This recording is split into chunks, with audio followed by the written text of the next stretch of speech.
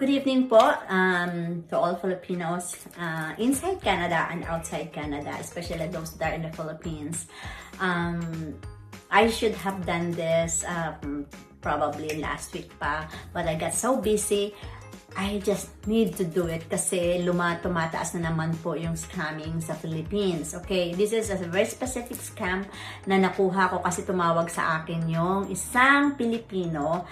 I don't even know him. Nakita niya lang siguro kami na nagpo-post.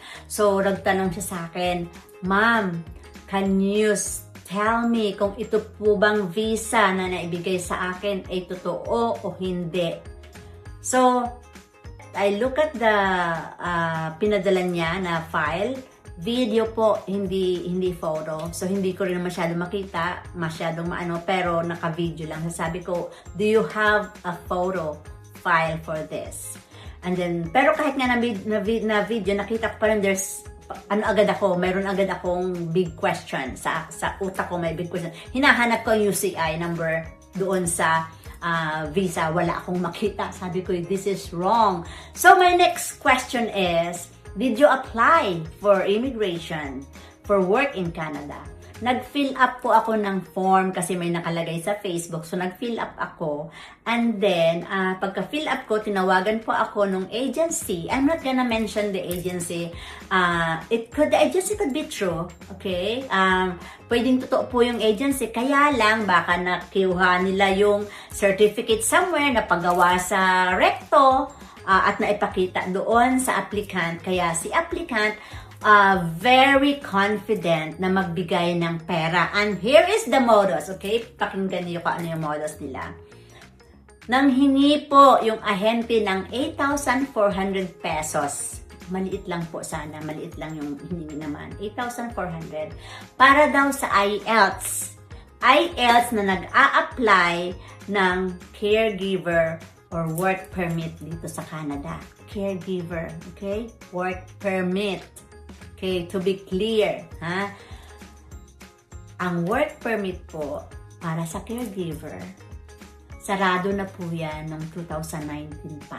2019, wala na pong work permit para caregiver. From 2019, may bago po tayong program. Ang tawag po doon ay pagpasok ng Canada, permanent resident sila. Right? So, yun yung changes.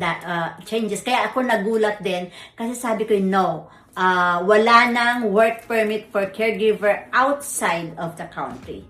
So, big red flag sa akin yun. So, yung 8,400 na binayad niya ay pang IELTS daw. Kasi yung IELTS daw, ibabayad dun sa school, ipapasa siya sa IELTS. Can you see that? So, yung IELTS, para hindi na siya mamroblema dun sa requirement ng IELTS, ay kailangan niya magbigay ng 8,400.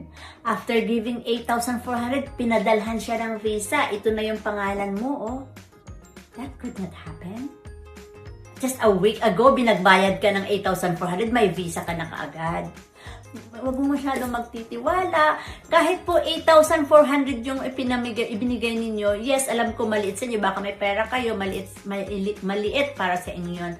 Pero kung marami kayo, okay, 8,400, 100 kayo, magkano yun?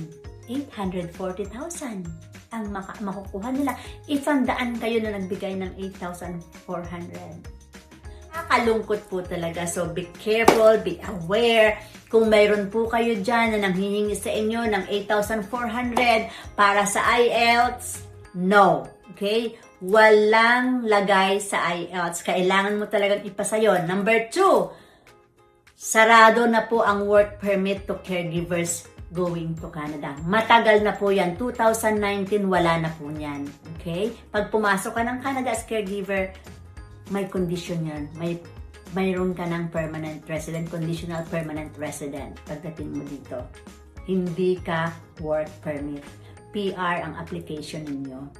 Yun lang po yung pinakamadaling paliwanag na pwede kong magawa. 2019, wala na yan.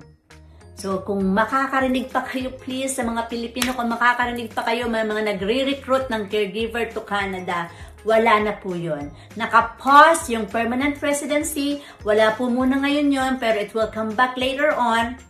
Naka-pause yung permanent residency pathway to caregiver sa Canada. Yun naman pong work permit, wala na po talaga yun. Wala na. So, wag kayong maniniwala. Ako po si Judith Gonzalez, nagsasabi po na sana wag tayong magpapaloko, wag po magbibigay ng pera. Be empowered. Like niyo po kami dito sa Travel Connect Immigration para makuha niyo lahat ng information. Bye-bye!